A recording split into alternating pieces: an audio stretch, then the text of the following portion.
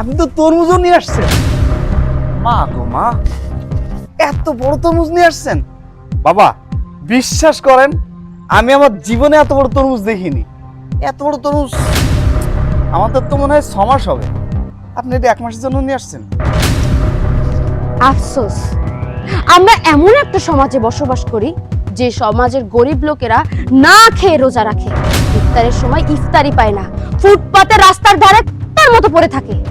আর এদিকে বড় লোকেরা ডাইনিং টেবিলে সুন্দর করে খাবার সাজিয়ে কুকুরকে খাওয়াচ্ছে। মা শেফা, কেমন আছিস মা? ভালো আছি বাজান, তুমি কেমন আছো? ভালো আছি। কি নিয়েছো তুমি হাতে করে এগুলা? ইফতারি আনছি। এত ইফতারি আনতে গেছো কেন তুমি? আসসালামু আলাইকুম আব্বাজান। ওয়ালাইকুম। বাবা, তোমার বাবা ইফতার নিয়ে আসছে? হ্যাঁ। বাহ, অনেকগুলো ইফতারি নিয়ে আসছে তো। তা বাবা কি কি নিয়ে আসছেন দেখি একটু। এ বাপ রে বাপ, আধা কেজি মুড়ি নিয়ে আসছে, পুরা 30 দিনের খাবার। বাবা দারুণ হয়েছে কিন্তু, আধা কেজি মুড়ি। আর কি নিয়ে আসছে একটু দেখি।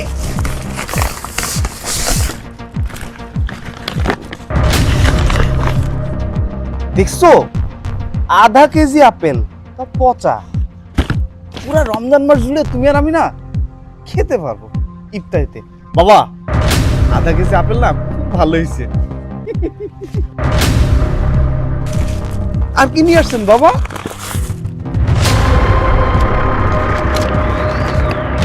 ওমা,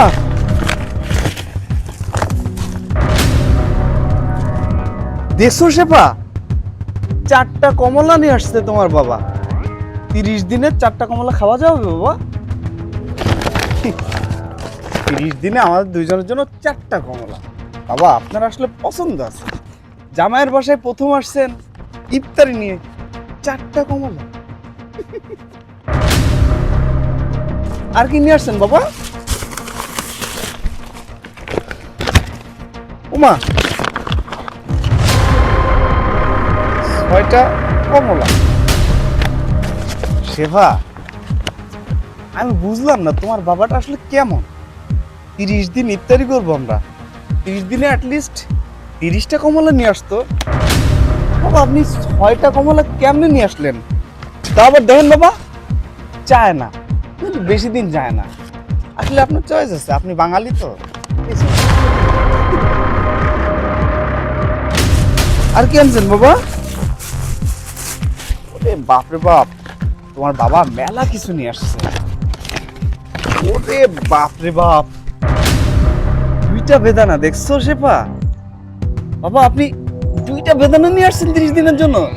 অবশ্যই এই 2টা বেদানা দিয়ে যদি আমরা প্রতিদিন 2টা করে কোয়া খাই তুমি আর আমি, তাহলে 30 দিন হয়ে যাবে। বাবা 2টা বেদানা কিন্তু 30 দিন হয়ে যাবে। কি বলো শেফা?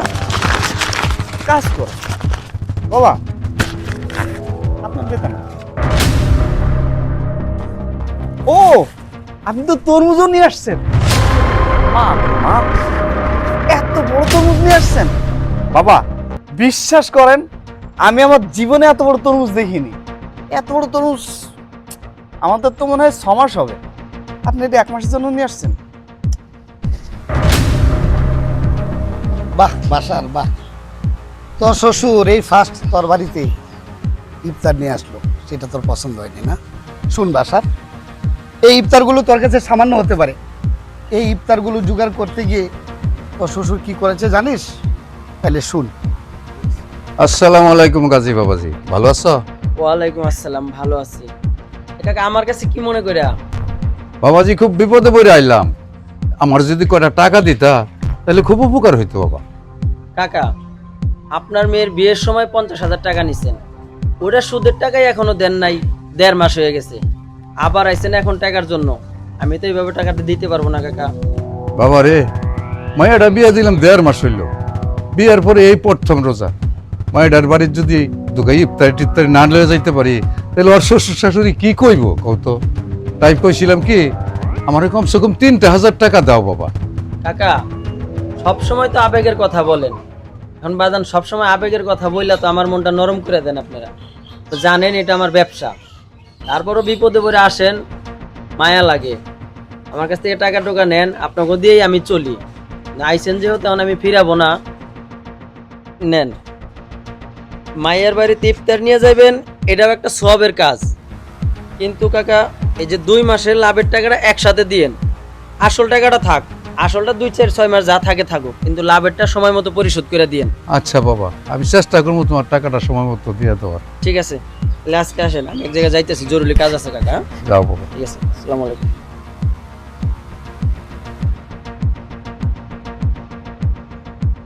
তোর শ্বশুর সুদের উপরে টাকা নিয়ে এই ইফতারগুলো এই বাড়িতে সমাজ রক্ষা করার জন্য নিয়ে আসছে, আর তুই তুই এগুলি সুরে ফেলে দিলে।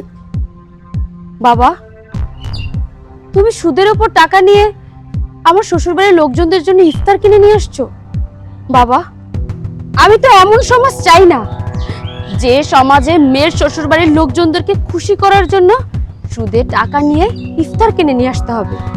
আমি মনে করেছিলাম আমি একজন ভালো জীবন সঙ্গী পেয়েছি, কিন্তু না, ও তো মানুষ না, ও একটা অমানুষ।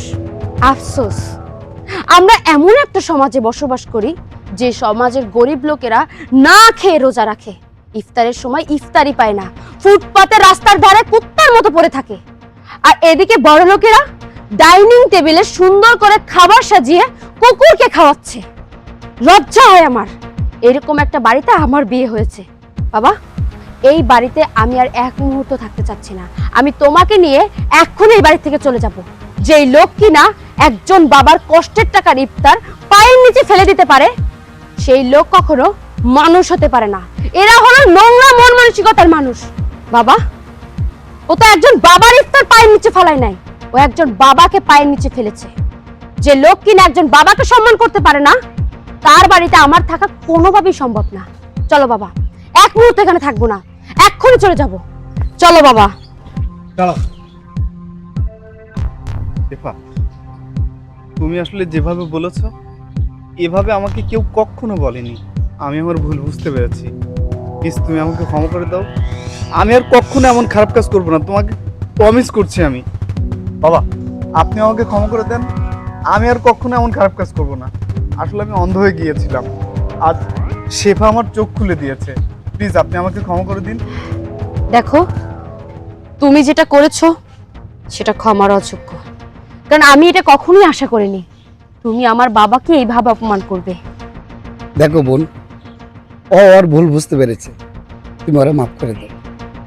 অরে মা, জামাই বাবাজি যখন তার ভুল বুঝতে পারছে, তুই তাকে ক্ষমা করে দে। আমার আর কোনো দুঃখ নেই, কারণ ক্ষমা মহত্বের লক্ষণ না।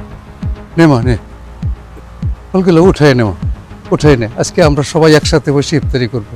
হ্যাঁ বাবা, আপনি ঠিক বলেছেন। আজকে আমরা সবাই মিলে একসাথে ইফতারি করব। এই ইফতারি দিয়ে ইফতারি করব। ফলগুলো উঠাও মা, উঠাও।